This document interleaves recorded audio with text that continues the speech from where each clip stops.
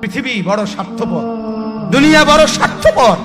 দুনিয়া কাউরে জায়গা দেয় না, দুনিয়া কাউরে জায়গা দেয় না। এত মজবুত পাইলিং করে যেই বিল্ডিং বানাইলাম, দুনিয়া তারে থাকতে দেয় না। যা বেটা যা, যা তুই লাথি দিয়া বাড়ি করে যা, কবরে যা, কবরে যা। দুনিয়া কাউরে থাকতে দেয় না। দুনিয়া কত ক্ষমতা ধরকে মাটির নিচে ফেলায় দিছে, দুনিয়া কত সম্পদ আলাকে মাটির নিচে ফেলে দিছে, দুনিয়া কত সুন্দরী নারীকে মাটির নিচে ফেলায় দিছে, মাটির সাথে রেজা রেজা করে ফেলছে। আজ আর চেহারা নাই, আজ আর রূপ নাই, আজ আর যৌবন নাই, আজ আর ক্ষমতা নাই। এমন বাদশা ছিল পৃথিবীতে যার হাতের আঙ্গুলের ইশারায় মানুষের গর্দান উড়াইয়া দিত, যার হাতের ইশারায় উঠত মানুষ, বসত মানুষ।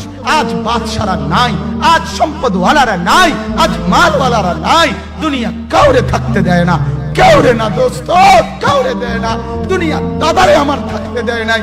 আমার দাদারে আমি দেখছি, আজ আমার দাদা নাই। আমার নানারে আমি দেখছি, আমার নানা নাই। আমার দাদিরে আমি দেখছি, আমার দাদি নাই। আমার নানিরে আমি দেখছি, আমার নানি নাই। আমার বাবারে আমি দেখছি, 14 লক্ষ টাকা বাবার পেনশনের আমি সব ডাক্তারের পিছনে খরচ করে ফেলছি, বাড়ির ফসলের জমি বিক্রি করে ফেলছি। আমার বাপ যেন না মরে বারবার বারে হসপিটালে নিছি, কিন্তু দুনিয়া আমার বাপকে থাকতে দেয় নাই। আমার বাপ কবরে চলে গেছে। দুনিয়া কাউরে থাকতে দেয় না, কাউরে না, কাউরে না, কাউরে না, কাউরে না। আমার বাপ দুনিয়া কাউরে থাকতে দেয় না। তুমি থাকবা না, তুমি থাকবা না। দুনিয়ার ধোকায় পড়ো না বাপ, দুনিয়ার ধোকায় পড়ো না।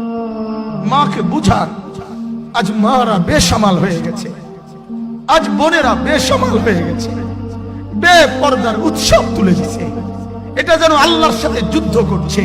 আল্লাহ করোনা না, তুমি আরো কিছু দাও, আমরা বেপরদিকে ছাড়বো না। যুবক ছেলেগুলো যেন বলতেছে, আল্লাহ তুমি করোনা দেওয়ার চাই দাও, অশ্লীল ছবি দেখা, ফেসবুকে নর্তকী দেখা আমরা ছাড়বো না। দেখি তুমি কি করতে পারো, তুমি যা করার করো। দোকানদার ব্যবসায়ীরা হারামের লেনদেন করা বন্ধ করছে না, সুদখোর সুদ ছাড়ছে না, ঘুষখোর ঘুষ ছাড়ছে না, নাফরমান আর জিনাকার ব্যভিচারী এরা কেউ কিছু ছাড়ছে না।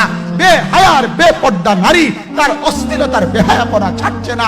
মুসলমান তার ঘরের টেলিভিশনের নর্তকীর আওয়াজ তো বন্ধ করছে না।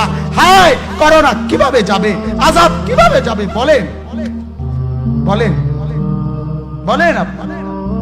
আমার বাপ ফেরাউনের উপরে তো আযাব এতদিন ছিল না, নমরুদের উপরে আযাব এতদিন ছিল না, সাদ্দাদের উপরে আযাব এতদিন ছিল না, কারুনের উপরে আযাব এতদিন ছিল না, লূত আলাইহিস সালামের কওমের উপরে আযাব এতদিন ছিল না, হুদ আলাইহিস সালামের কওমের উপরে আযাব এতদিন ছিল না, নূহ আলাইহিস সালামের কওমের উপরে এতদিন আযাব ছিল না।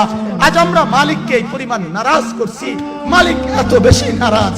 আজ 1 বছর হয়ে গেছে, 1 বছরের চাইতে বেশি হয়ে গেছে, কই করোনার মহামারীর আযাব তো যাচ্ছে না, গেছে গা বলে। আমাদের লক্ষ লক্ষ বাচ্চার পড়ালেখা বন্ধ, এরা নষ্ট হওয়ার চূড়ান্ত পর্যায়ে পৌঁছে গেছে। মোবাইল এদেরকে শেষ করে দিছে। লক্ষ লক্ষ ছেলে।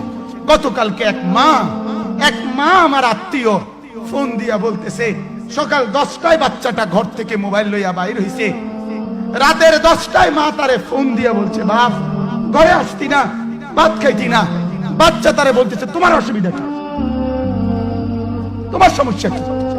মা এই কথা বইলা কাঁদা দিছে যে, শোনেন হুজুর কদ্দুর দোয়া করো। এক বাচ্চা, এক ছেলে, সে যদি তার মাকে কথা বলতে পারে, তার মানে গুনাহ তারে এত মজা দিয়া দিছে, ফেসবুক তারে এত মজা দিয়া দিছে, ইউটিউব তারে এত মজা দিয়া দিছে, নর্তকী তারে এত মজা দিয়া দিছে, গুনার দৃশ্য তারে এত মজা দিয়া দিছে, সে মাকে ধমক দিচ্ছে। রাত 10টা বাজলে কি হইছে, রাতের 3টা পর্যন্ত দেখলে তোমার সমস্যা কি? আমার আখিরাত আমি নষ্ট করলে তোমার অসুবিধা কি?